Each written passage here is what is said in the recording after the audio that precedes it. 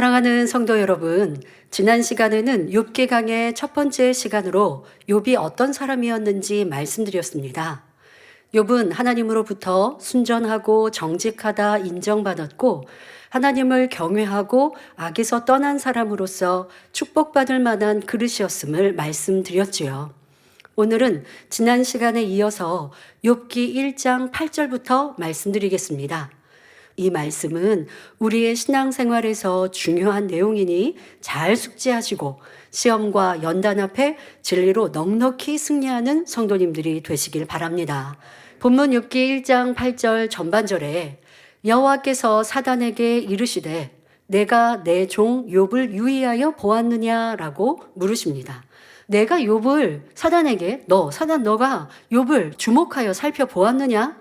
욥을 집중하여 어떤 목적을 갖고 보았느냐라는 질문이시죠. 사단은 하나님의 사랑과 인정을 받고 있는 욥을 유의하여 보았습니다. 욥이 하나님으로부터 큰 축복을 받고 있으니 원수마귀 사단이 질투가 나서 어떻게든 욥에게서 송사거리를 찾아 넘어뜨리고자 주목해서 살펴보았던 것입니다. 아담과 하와를 미혹하여 선악과를 먹게 한 뱀에게 하나님께서 종신토록 흙을 먹고 살라는 저주를 내리십니다. 바로 이 땅의 흙이 아니라 흙으로 창조된 우리 사람을 말하며 뱀은 원수마귀 사단을 뜻하는 것이지요. 그래서 사단은 어둠 가운데 사는 사람들을 밥으로 삼고 있습니다. 다시 말하면 사단이 비진리 가운데 있는 사람들에게 시험과 환난, 질병 등으로 고통을 준다는 의미입니다. 자, 이러한 영계의 법칙에 따라 사단은 어둠 가운데 사는 사람을 먹고 살기 때문에 공의로우신 하나님께서는 사단의 송사를 허락하실 수밖에 없습니다. 사단은 욥처럼 말씀 안에 살고자 하는 사람일수록 어찌하든 그에게서 송사거리를 찾아보려고 눈여겨봅니다. 그 대상을 찾으면 영계의 법에 따라 송사하여 시험, 환난, 고통, 질병 등을 가져다 줍니다. 또 더 악을 저질러 어찌하든 하나님을 떠나도록 만듭니다. 겉으로 볼 때는 하나님 말씀대로 산다고 하는데 마음에 비질가 있는 경우 사단은 그러한 성도들을 유의하여 봅니다. 원수마귀 사단은 여러 각도에서 하나님을 믿는 성도들에게 올무를 놓고자 힘쓰고 있음을 알아 우리는 깨어있는 성도들이 되어야겠습니다. 이어서 하나님께서는 사단에게 말씀하시기를 그와 같이 바로 욥에게 그와 같이 순전하고 정직하여 하나님을 경외하며 악에서 떠난 자가 세상에 없느니라 욥을 칭찬하십니다. 욥은 하나님의 살아계심을 믿고 또한 하나님을 경외했기 때문에 최선을 다해 악을 버렸습니다. 그러니 하나님께서는 욥처럼 하나님을 경외하며 악에서 떠난 자가 세상에 없다고 사단에게 설명하고 계시지요. 바로 욥이 살고 있는 그 당시에 욥과 같이 이렇게 변화되고 이렇게 악을 버리는 사람도 없었다는 거예요. 자, 그런데 하나님은 이렇게 욥을 많이 칭찬하고 계세요. 자, 이렇게 칭찬하시고 인정하시는 욥인데, 의로운 욥인데 이런 욥에게 왜 시험이 찾아왔는가 하는 의문을 가질 수 있습니다. 그러나 앞으로 욥기 3장 이후를 읽어보면 욥에게서 많은 비진리의 모습이 나오는 것을 볼 수 있습니다. 비록 지금은 욥이 순전하고 정직하며 하나님을 경외하여 악에서 떠난 자라 인정받고 있지만 차츰 사단이 욥을 송사할 수밖에 없는 이유가 자세히 나오지요.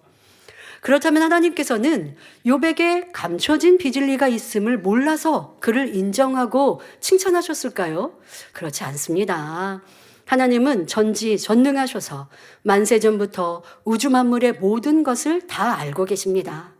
그래서 욥에게 시험을 허락하면 그가 시험될 것도 아셨고 얼마나 많은 비진리의 말들을 쏟아낼 것도 당연히 알고 계셨지요. 하지만 지금 본문에서는 욥의 감춰진 나쁜 점은 말씀하시지 않고 좋은 점만 들어 칭찬하시는 것입니다. 우리에게 9가지 단점이 있어도 한 가지 장점을 들어 칭찬해주고 힘을 주시고자 하는 아버지 하나님의 마음이시죠. 자, 그러면 이제 욥에 대한 하나님의 칭찬을 듣고 사단이 어떻게 대답하는지 보겠습니다. 욥기 1장 9절부터 10절에 사단이 여호와께 대답하여 가로되 욥이 어찌 까닭 없이 하나님을 경외하리이까?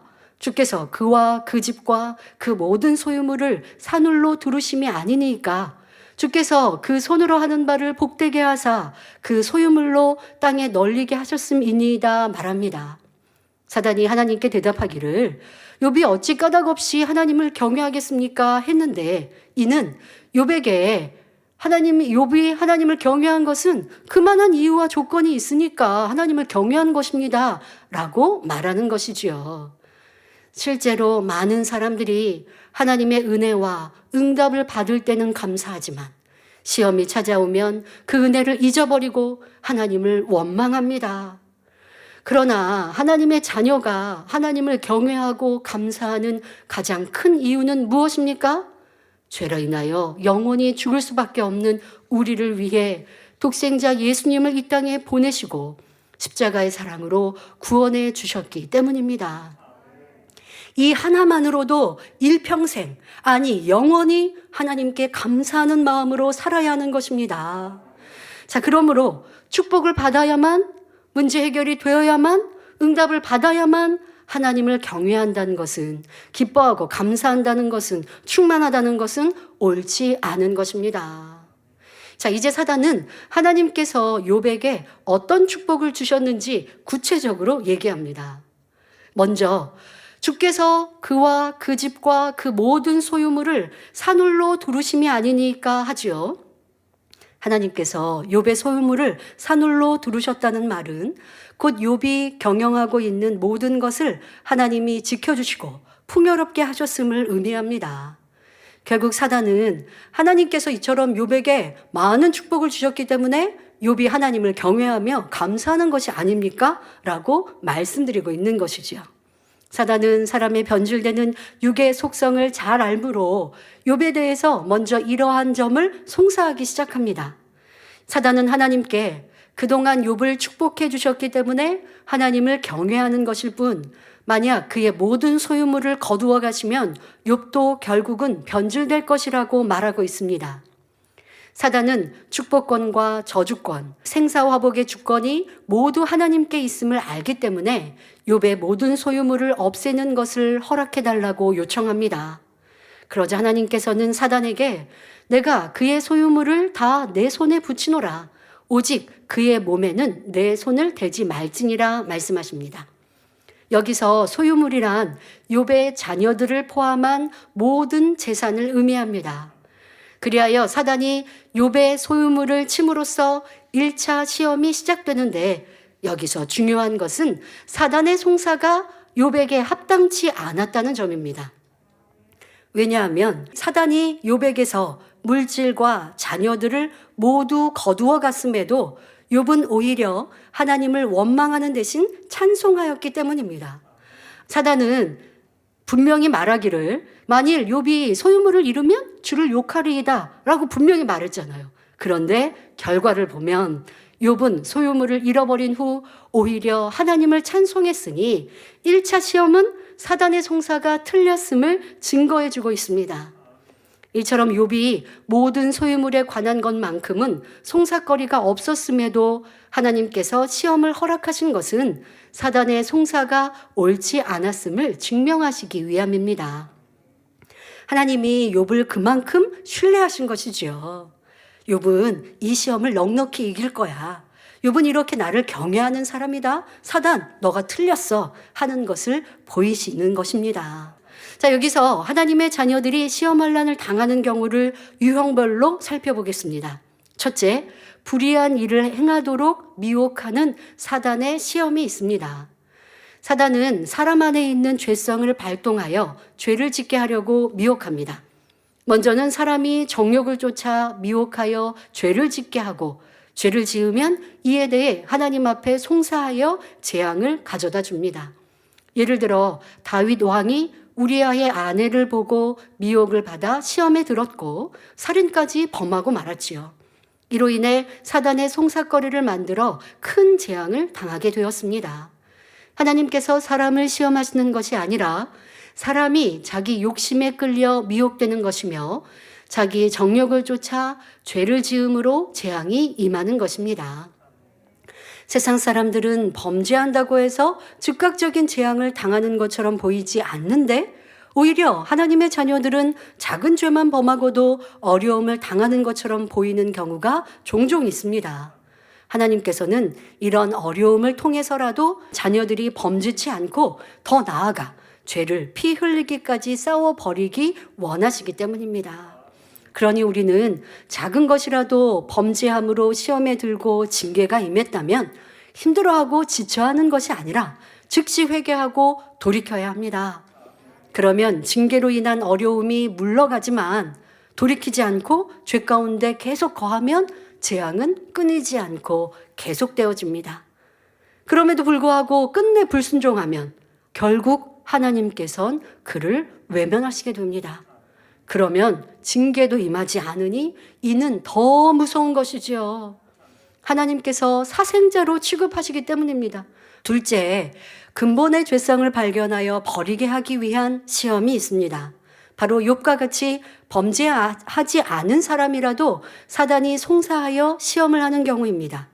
이는 욥이 행위적으로는 온전해 보였지만 스스로 발견할 수 없는 근본의 죄성, 곧 본성의 악이 남아 있었기에 이를 빌미로 시험한 것이지요. 바로 이 시험을 통해 욥의 근본 죄성을 드러나게 하심으로 욥이 자신이 깨닫지 못했던 본성의 악까지 뽑아버림으로써 영으로 들어가도록 인도하시고자 시험을 허락하신 것입니다. 자, 셋째 시험의 유형입니다. 축복을 주시기 위해 하나님께서 허락하시는 시험도 있습니다. 이는 사단이 죄를 짓도록 미혹하는 시험도 아니고 발견하지 못한 죄성으로 인한 시험도 아니며 하나님께서 각 사람의 믿음을 테스트하여 영계에 증명하시는 과정이라고 할 수 있습니다. 자, 학생이 상급 학교에 진학할 때 입시라고 하는 시험을 통해 진학하는 것처럼 더 큰 믿음을 증명해 보임으로 더 큰 축복을 받게 하시는 것입니다.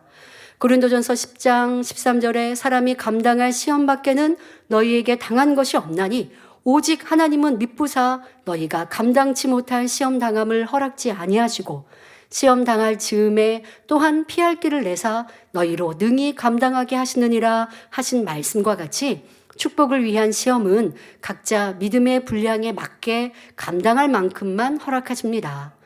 아브라함이 이삭을 바치는 시험을 통과했을 때 큰 축복을 받은 것처럼 큰 시험을 통과하면 그만큼 따르는 축복도 큽니다.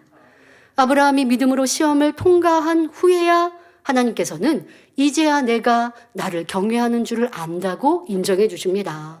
이로써 아브라함이 축복받기에 합당한 그릇임을 원수마귀 사단에게도 선포하는 것입니다. 그리하여 하나님께서 아브라함에게 큰 축복을 주셔도 이에 대해 송사할 수 없음을 더 확실히 드러내시는 것입니다. 또한 아브라함 스스로도 온전히 순종하는 자신의 행함을 통해 내가 이처럼 하나님을 사랑하는구나, 내가 이처럼 하나님을 신뢰하는구나 하고 확인하게 되는 것이지요. 하나님께서는 이렇게 믿음으로 시험에 통과한 아브라함에게 큰 축복을 내리십니다. 우리에게 축복을 주시기 위해서 테스트하시는 경우는 설령 우리가 시험을 통과하지 못한다 해도 시험에 들지는 않습니다. 반드시 피할 길을 주시고 오히려 합력하여 선을 이루어 주십니다. 자격이 안 되면 축복을 못 받는 것뿐이지 그것으로 인해 환난이 임해할 이유는 없기 때문입니다. 지금 말씀드린 세 번째 시험의 유형처럼 하나님께서는 우리를 영의 차원, 온영의 차원으로 이끄시고 그만한 축복을 주시기 위해 시험을 허락하시는 경우가 있습니다. 사단에게 보아라, 누구누구는 이러한 시험도 능히 통과했다라는 증거를 보여주기 위해 시험을 허락하시는 것이지요. 욥의 경우도 1차 시험의 결과만 놓고 보면 사단의 송사가 분명히 잘못된 것이었고 까닭없는 송사였습니다. 욥은 아무런 원망 없이 시험을 통과하여 그 증거를 보였기 때문입니다. 하지만 하나님께서는 욥을 더 큰 믿음과 온전한 모습으로 변화시키시고자 계획하셨기에 결국 2차 시험까지 허락하십니다. 욥의 시험에 관한 내용은 다음 시간에 이어 말씀드리겠습니다. 결론을 말씀드립니다. 사랑하는 성도 여러분, 오늘은 하나님과 사단의 대화 내용을 살펴보면서 하나님께서 사단의 송사를 허락하시는 이유에 대해 말씀드렸습니다. 우리는 악한 원수마귀 사단이 공중권세 잡고 있는 유괴 세상에서 경작을 받기에 때로는 사단의 송사를 받아 마음의 악을 발견하여 버릴 수 있는 것이지요. 그래서 결국은 상대성도 체험하고 하나님께서 기뻐하시는 자녀, 자유의지 가운데 순종하는 참 자녀의 열매로 나올 수 있는 것입니다. 욥기 말씀을 통해 이러한 하나님의 사랑의 섭리를 깨달아 아버지의 고대하시는 참 자녀의 열매로 나오는 모든 성도님들이 되시기를 주님의 이름으로 축원합니다.